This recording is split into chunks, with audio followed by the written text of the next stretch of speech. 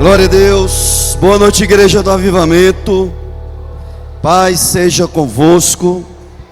Amém. Pega a sua Bíblia, querido. Vamos refletir na palavra de Deus. Abra no livro de 1 Reis, capítulo 18. Vamos ler a partir do versículo 29.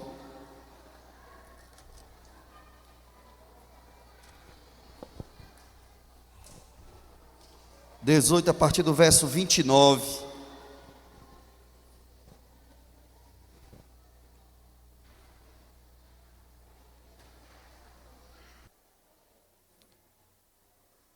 Encontraram?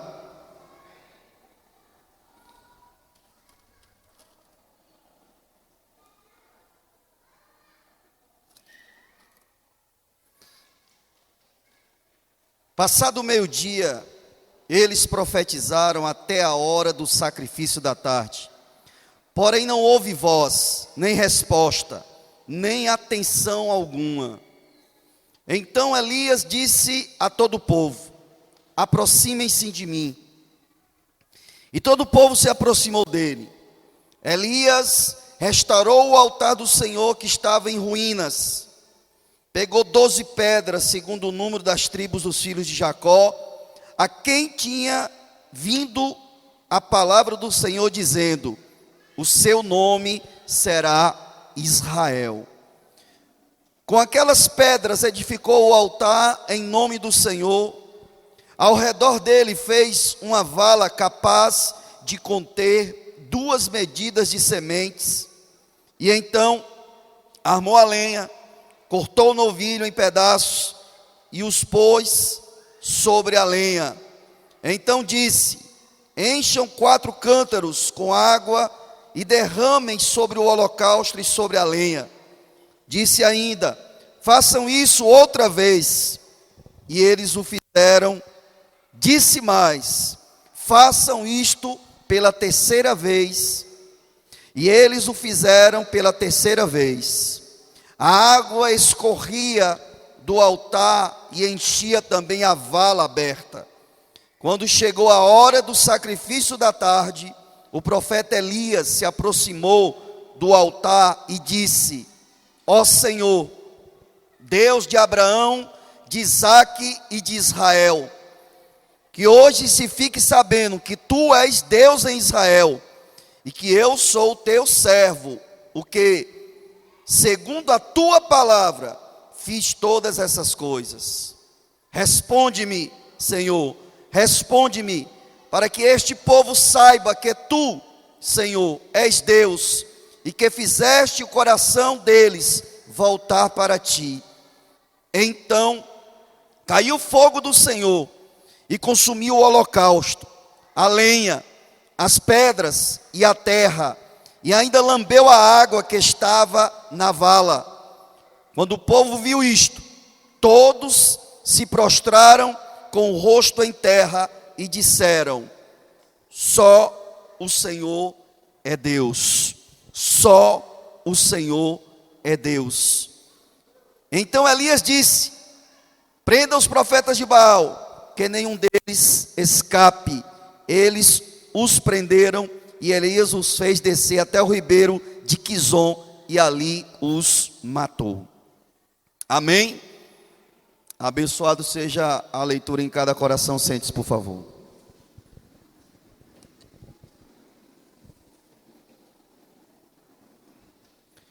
O tema dessa palavra de hoje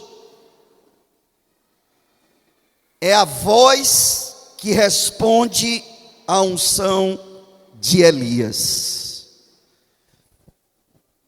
Elias foi um dos profetas assim de um ministério mais intenso em Israel. E ele foi profeta em um tempo difícil. E ele foi profeta na parte de Israel, porque naquela época havia Judá e Israel. E Israel era um povo muito desviado, muito complicado. E Deus levantou esse homem, assim como Deus levanta e vai continuar levantando homens e mulheres que acreditam na sua palavra, importa época, tempo, Deus vai continuar levantando Elias em gerações. Diga glória a Deus e aplauda ao Senhor. Porque certamente também vivemos tempos difíceis, vivemos momentos difíceis, e óbvio, Deus, Ele continua, como eu já falei aqui, a levantar pessoas, homens e mulheres, e que eles possam, e é o que eu quero aqui profetizar na sua vida hoje, né, manifestar nessa unção de Elias, porque a necessidade, né, o que nos é imposto de tantas coisas que tenta de todas as formas limitar o crescimento e o avanço da igreja, precisa de pessoas nessa unção de Elias. Agora, o que eu quero chamar a sua atenção não é a unção em si, porque eu entendo que a unção na vida de uma pessoa é consequência. Diga comigo, consequência. É consequência. É algo realmente que vai se tornar natural em função da atitude. E é exatamente isso que nós vemos aqui nessa passagem. Depois que Elias, ele havia já feito coisas poderosas, tendo experiências com Deus poderosas, Deus manda ele até Acabe, depois que ele abençoou a nação em relação à chuva e tudo, e ali ele foi confrontar os profetas de Baal que estavam comprometendo o povo de Deus, foi confrontar o rei, e ele vai, e aqui esse texto que lemos já é o momento em que ele vai fazer algo que é muito importante que a gente entenda. O que ele realizou tinha todo o respaldo bíblico. Ele não fez nada que a Bíblia não tenha predito, tinha falado. Ele fez uma cerimônia que é conhecida como a cerimônia de reconciliação, a cerimônia de aproximação, que é o que o povo precisava. O povo, nós todos, precisamos nos aproximar mais do Senhor. Diga glória a Deus. Então Elias, ele foi essa ponte. Ele era a voz de Deus naquela geração. E ele tomou com ousadia, né, ele se colocou nessa posição. E ali começa essa passagem. Eu quero aqui ressaltar alguns pontos para que de fato a gente possa viver nessa unção. E certamente nós vamos ver uma geração alcançada, restaurada pela glória de Deus. Diga amém e aplauda ao Senhor.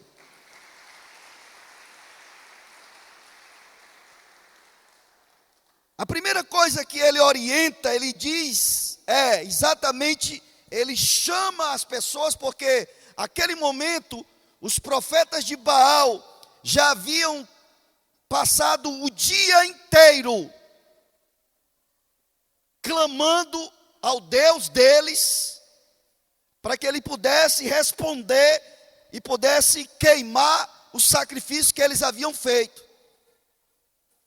E quando chegou em torno de 5 da tarde, mais ou menos, foi quando Elias disse: olha, não dá mais para esperar não.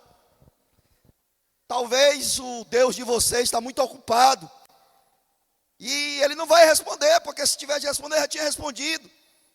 Então agora é a minha vez. Agora eu vou clamar ao meu Deus.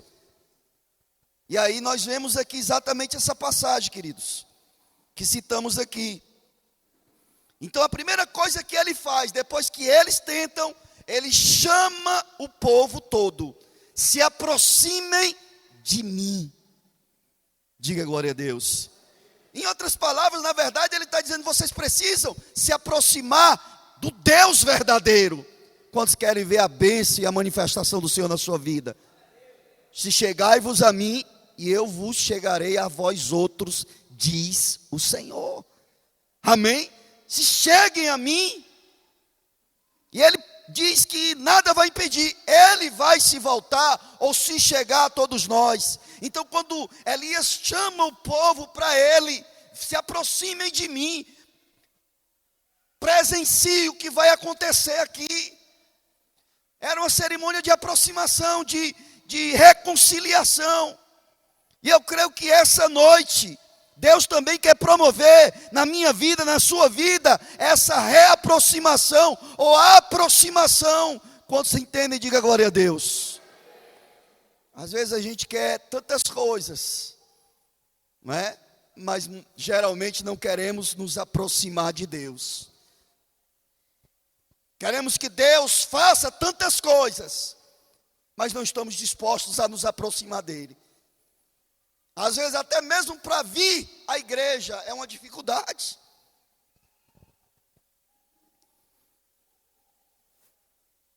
Então Elias inicia exatamente, o momento que era uma cerimônia, que era um ato que está em Levítico lá escrito. E ele exatamente chama o povo, se aproximem, cheguem perto. O povo estava completamente distante. O povo estava completamente focado em coisas que na verdade não representam Deus.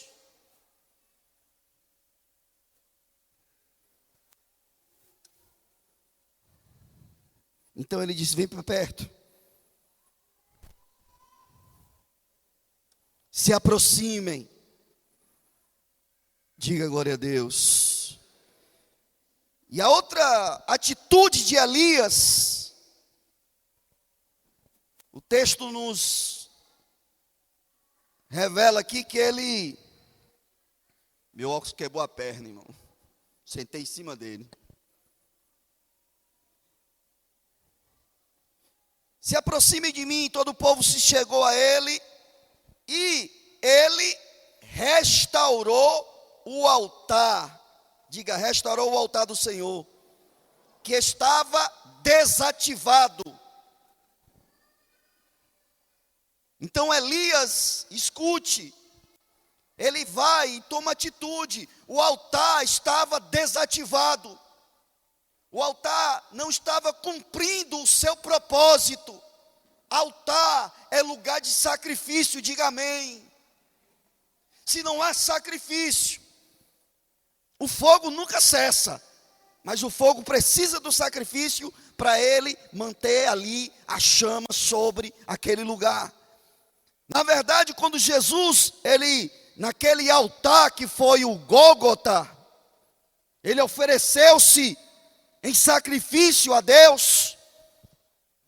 Quando o véu do templo, após a sua morte, rasgou de cima para baixo, exatamente apontando que era algo de cima, de Deus, que agora pronto, todos nós temos acesso. A partir daquele momento, todos se tornam altares para Deus. E o grande problema é, o altar muitas vezes não está sacrificando.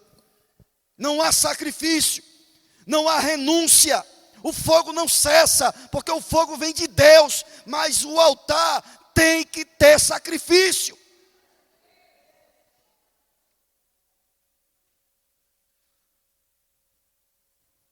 Tem que haver renúncia. E certamente o fogo, ele sempre vai responder. Diga glória a Deus.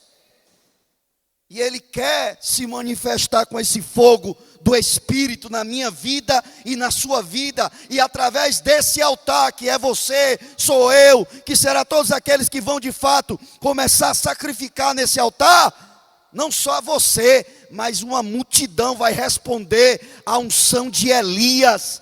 Diga glória a Deus e aplauda ao Senhor.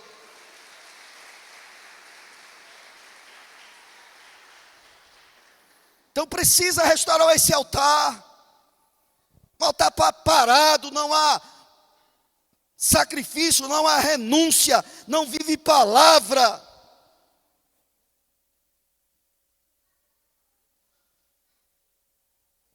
O povo estava desse jeito.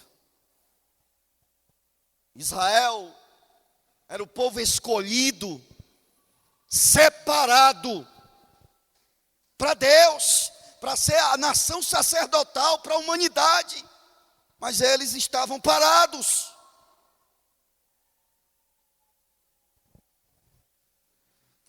Nós agora somos o Israel de Deus. Quantos recebem? Cada um de nós que entende, que toma posse, vai entender que é necessário sacrificar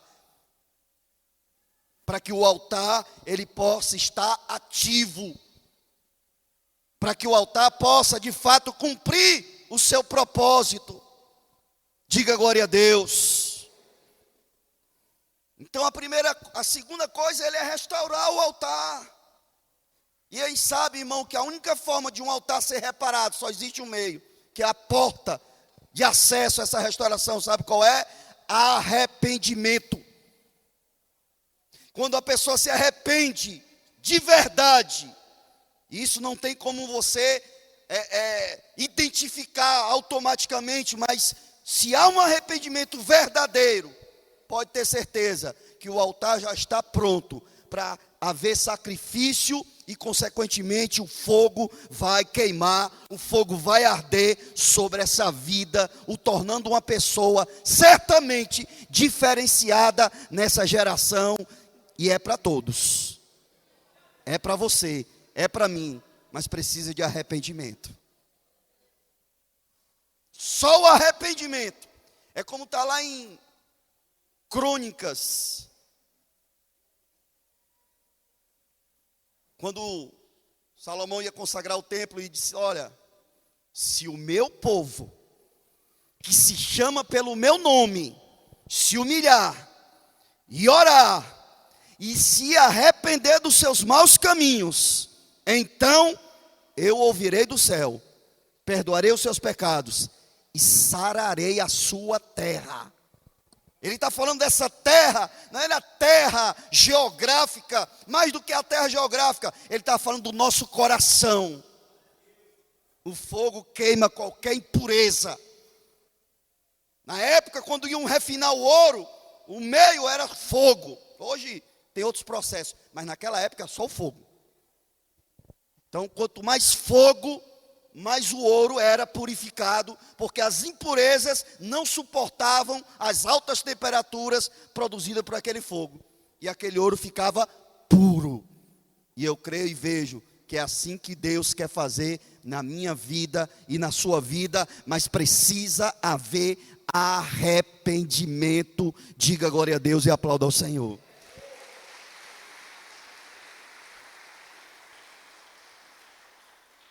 O altar precisa ser restaurado. Jesus, quando entrou em Jerusalém, no templo, e ele olha para o templo e percebe que estava havendo um absurdo no templo, porque tinham feito do templo casa de comércio, gente vendendo galinha, porco não, porco se fosse aqui, galinha, sei lá, vendendo de tudo lá. Isso deixou ele indignado. E a Bíblia diz que ele fez assim uma espécie de um cipó, pegou um cipó, fez um chicote daquele cipó e saiu expulsando todo mundo do templo. E aí ele diz uma palavra poderosa, ele disse: olha, a minha casa será chamada casa de oração. Está escrito, não é casa de comércio, é casa de oração.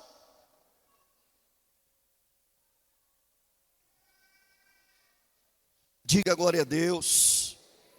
Então, quando há arrependimento, irmão, nós vemos a mudança, a transformação. De repente, eu particularmente posso até falar de mim, porque eu não orava, não rezava, não fazia nada.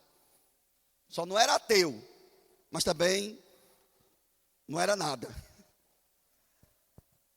Mas no dia que eu fui alcançado por Cristo, irmão, do meu interior, irmão, era uma vontade, e continua, glória a Deus, e que essa lenha nunca se acabe. Nós vamos chegar na lenha, mas que essa lenha nunca se acabe à vontade, porque muitas vezes é quase a mesma coisa, mas glória a Deus, mas eu sempre tenho uma expectativa, porque eu sei que Deus pode fazer coisas novas sempre na nossa vida. Culto, glória a Deus. Quantos estão entendendo? Aí tem a ver com a lenha. Eu vou chegar na lenha. Vamos chegar na lenha. Então precisa o altar ser restaurado, precisa haver arrependimento. De ver as pessoas indo para o encontro, muitos se arrependem, outros nem tanto. Irmão, Jesus nos ensinou que vamos conhecer a árvore pelo fruto, né? Então é o tempo. Fruto fala de tempo. Fruto você não vê constantemente, mas está lá, né? Sempre se vê, passa um dia, está lá mais fruto, depois tem fruto. Nós acreditamos, tem que acreditar, mas o tempo é que realmente vai dizer. Quantos estão entendendo? E muitas vezes está associado à questão do arrependimento. Na verdade, houve um remorso. Se sente mal, é confrontado, a palavra é muito confrontante. Se sente mal, mas na verdade não houve arrependimento, só remorso. E o remorso você sente agora, amanhã você faz tudo errado de novo. E vai sentir o remorso de novo, porque não se arrependeu. Mas tem que haver arrependimento. Diga glória a Deus. Esse altar precisa ser restaurado, para que ele possa novamente oferecer sacrifício a Deus. Diga amém e aplauda ao Senhor.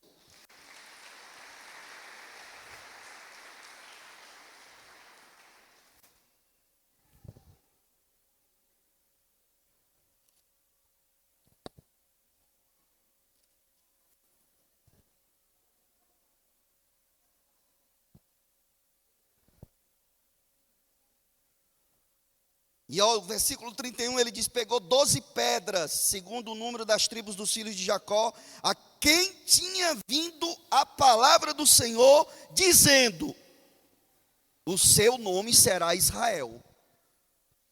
Pegou 12 pedras, o número das tribos de Israel, ou seja, ele estava fazendo um ato profético.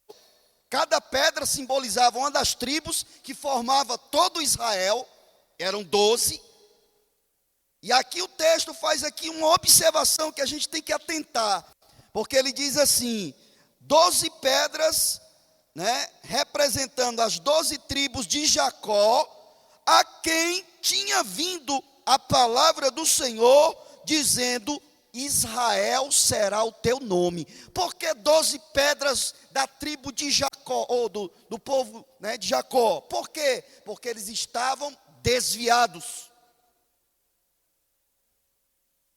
Deus já tinha dado o decreto: você não se chamará mais Jacó, mas o teu nome será Israel. Mas naquele momento, o texto faz questão de frisar esse detalhe.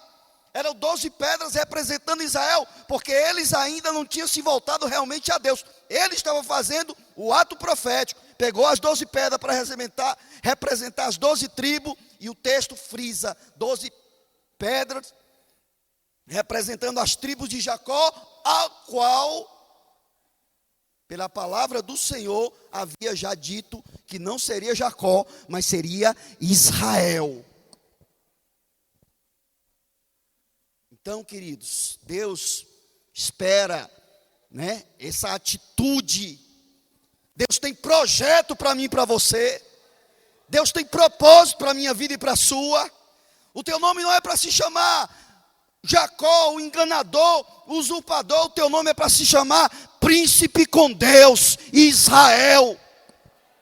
Aplauda ele.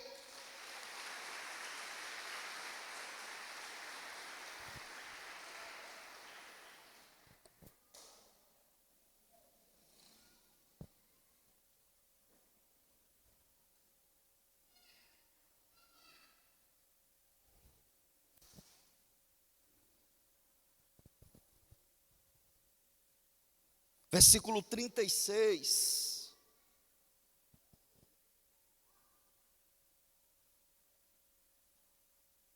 Mas antes do 36 eu quero abrir um parênteses. Eu estava refletindo, enquanto lia algumas vezes essa passagem, porque Elias, ele edifica o altar com as pedras, em nome do Senhor, versículo 32. Ao redor dele fez uma vala capaz de conter 2 medidas de semente, e então armou a lenha. Diga, armou a lenha. Eu vou falar da lenha logo, porque eu percebo aqui algo, escute o que eu vou lhe dizer. A lenha é o que mantém a chama acesa. A lenha é uma responsabilidade nossa. A lenha representa o que eu preciso fazer, porque nem tudo é Deus que vai fazer. A lenha exatamente representa a nossa contribuição. Diga glória a Deus. Muitos não querem ter trabalho, porque vida de fé é esforço. Manter-se fiel a Deus, manter-se na linha como a palavra nos orienta, é você preparar a lenha, meu irmão. A lenha sempre vai estar preparada. É algo que você, cada um de nós precisa entender, que é a nossa responsabilidade. Diga glória a Deus. Eu nunca gostei de extremos. Extremo é bicho perigoso, irmão.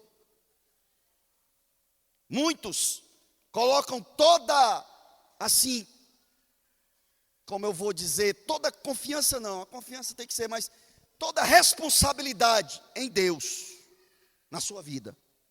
Toda a responsabilidade é de Deus. Para mim isso é um extremo. E tem outros que querem assumir toda a responsabilidade, é outro extremo. Existe o que Deus tem que fazer, e é Ele que faz, e existe o que eu preciso fazer. Por isso que eles que colocaram a lenha em ordem. É como lembra quando Jesus foi ressuscitar o Lázaro? Ele chegou diante do túmulo, estava fechado. E ali ele dá um comando: tirem a pedra. Às vezes a nossa vida está igual um túmulo. Podre. Sujo. Jesus disse para as pessoas: tirem a pedra. E eles removeram a pedra. Amém? E ali ele usou o poder, a autoridade dele. Chamou uma pessoa que já havia morrido há 4 dias e disse: Lázaro, sai para fora. Isso é o poder de Deus. Agora, remover a pedra é sua função. A pedra está ali no teu coração. E você continua mantendo a pedra no lugar. Ele nunca vai poder manifestar a glória dele na tua vida, quando estou entendendo. A lenha, quem organiza, quem coloca em ordem, quem tem que manter aquela lenha, somos nós. A lenha é o elemento que é necessário para quando o fogo vem, a lenha vai se manter queimando. Quando estão entendendo? Diga para o seu vizinho: faça o que tem que fazer. E o que você não pode fazer, Ele vai fazer. Aplauda a Ele.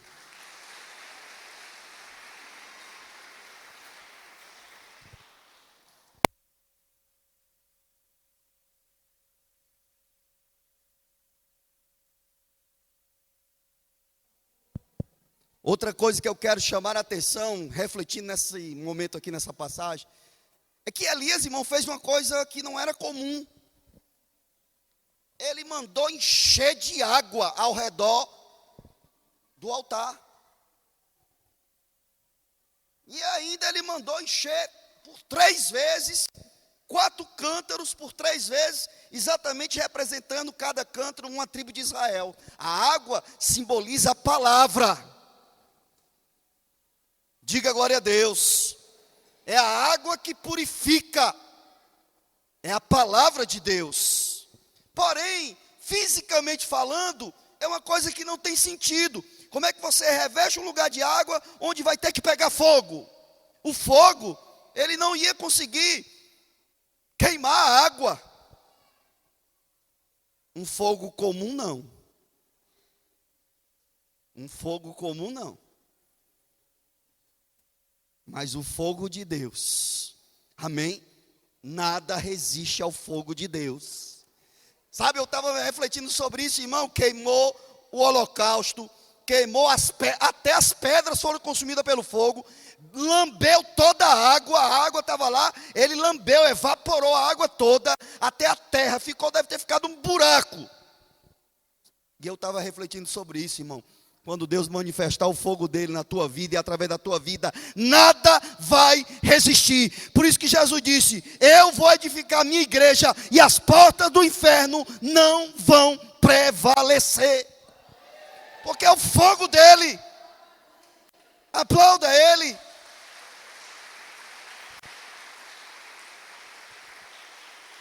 Pedra, areia, demônio, nada vai resistir ao fogo do Senhor, querido. Faça a sua parte, coloque essa lenha no altar, ajeita o altar, se arrepende e se prepara, porque o fogo vai arder através da tua vida, querido. Aplauda mais uma vez a ele.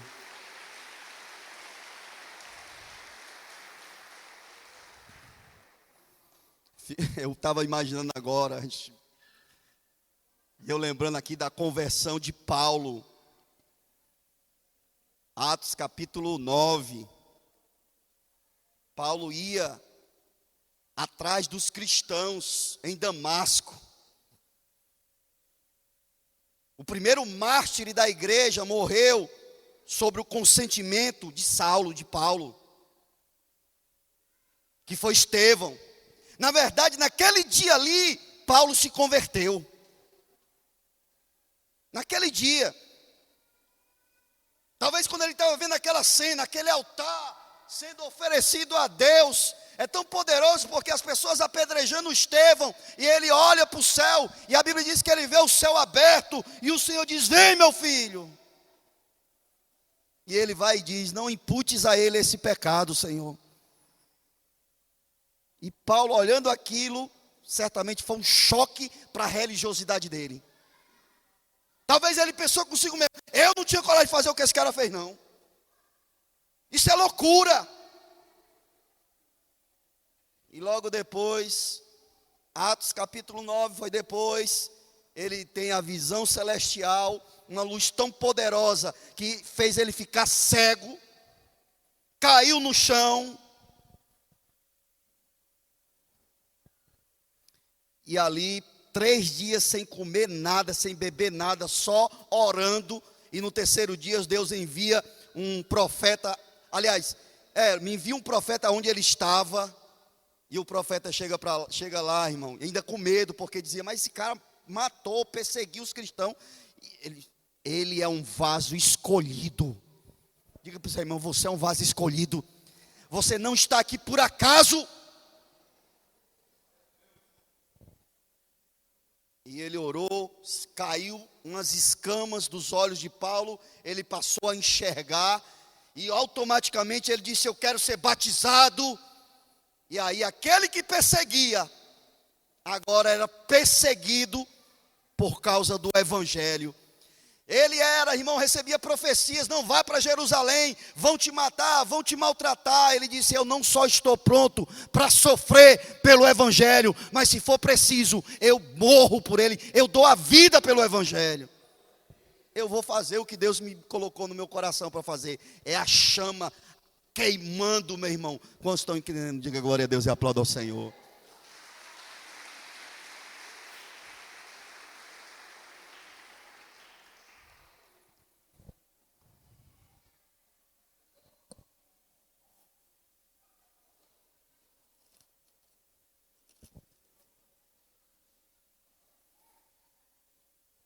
E encheram de água lá tudo.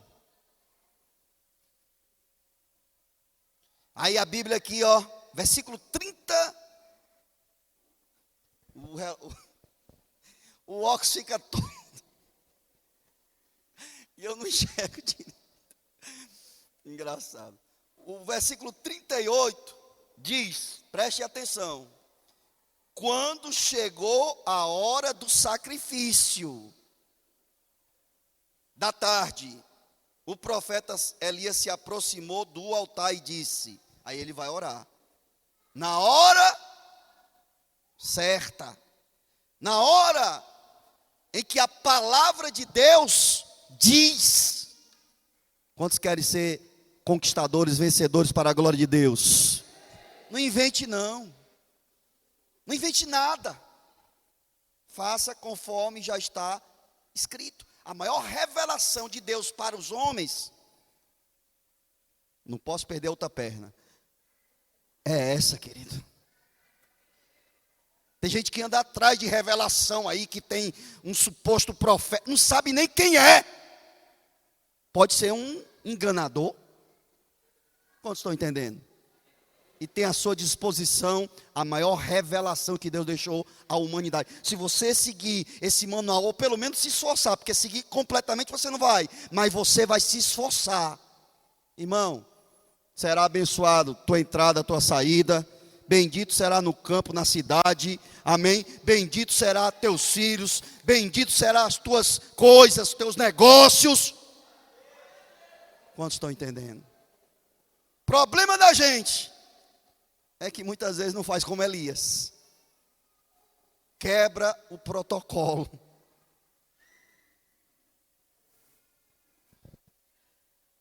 Ele fez, na hora que chegou o sacrifício, a hora, ele diz, pronto, é agora.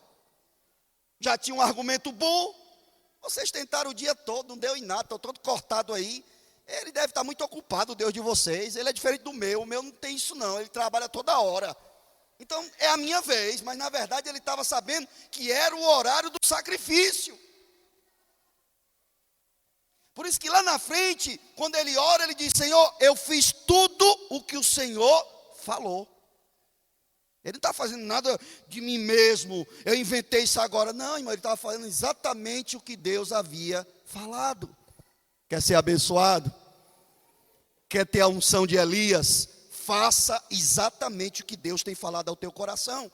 Quantos estão entendendo, diga glória a Deus e aplauda ao Senhor. Não precisa inventar. Não precisa. Tem gente que anda fazendo sacrifício. Daqui a pouco os cristãos vão estar igual os idólatras, subindo num lugar aí de joelho, tal, até naquele monte ali da Sabiaguaba. É uma coisa, uma aberração na minha mente, porque tem gente lá que só sobe de joelho. Daqui a pouco todo mundo só vai subir de joelho. Quem quiser subir a pé vai ser condenado. Estão idolatrando até o monte.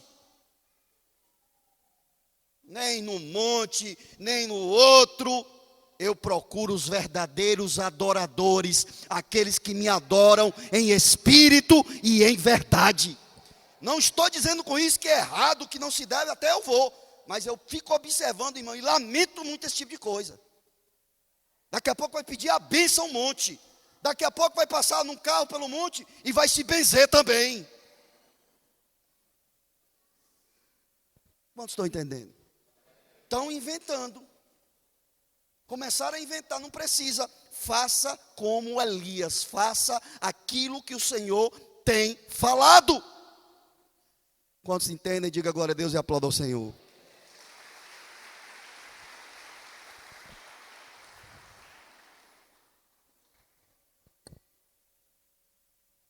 Então, no momento do sacrifício,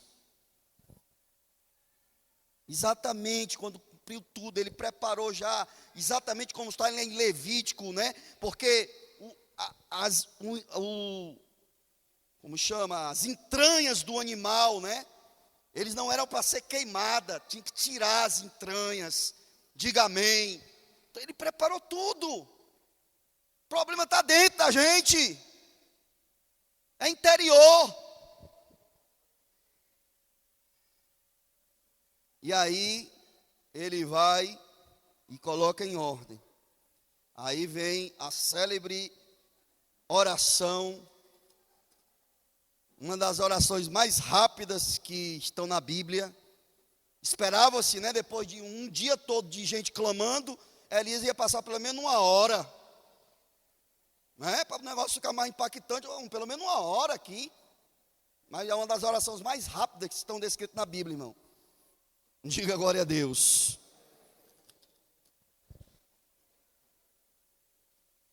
Olha aí, um versículo. Quando chegou a hora do sacrifício, o profeta Elias se aproximou do altar e disse: ó Senhor, Deus de Abraão, de Isaque e de Israel, que hoje fique sabendo que tu és Deus em Israel e que eu sou o teu servo, e que, segundo a tua palavra, diga segundo a tua palavra, não inventou nada, segundo a tua palavra, fiz todas estas coisas. Responde-me, Senhor, responde-me, para que este povo saiba que tu, Senhor, és Deus e que fizeste o coração deles voltar para ti. Então, a oração acabou. Já foi o que aconteceu após a oração. Então caiu fogo do Senhor e consumiu o holocausto, a lenha, as pedras, a terra, olha, até a terra. E ainda lambeu a água que estava na vala. Quando o povo viu isso, todos se prostraram com o rosto em terra e disseram: qual é a voz que responde à unção de Elias? Diga bem forte.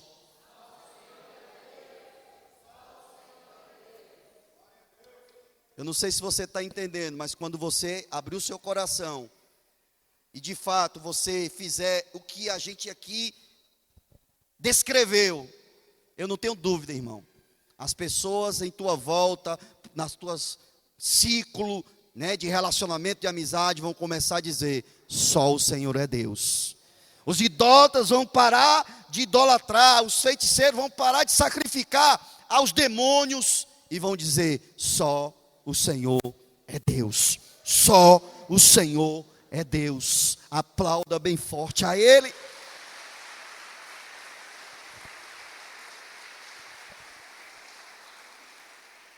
Mas fique claro, e eu sei que está claro, porque não é obra do acaso.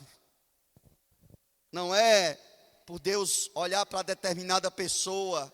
Não, irmão. É a parte que a pessoa faz, dispõe. Quantos estão entendendo? Elias foi fiel à palavra. Elias restaura o altar, porque o ato de restaurar o altar, ele fala de mim mesmo e consequentemente esse altar reparado vai com certeza influenciar uma multidão. E ali, meu irmão, o fogo, como diz o hino aí, né, que o pessoal canta agora, ele nunca apaga. O fogo vem de Deus, meu irmão, e esse fogo não para. Está faltando é altar. Cadê os Elias dessa geração? Fique de pé, por favor.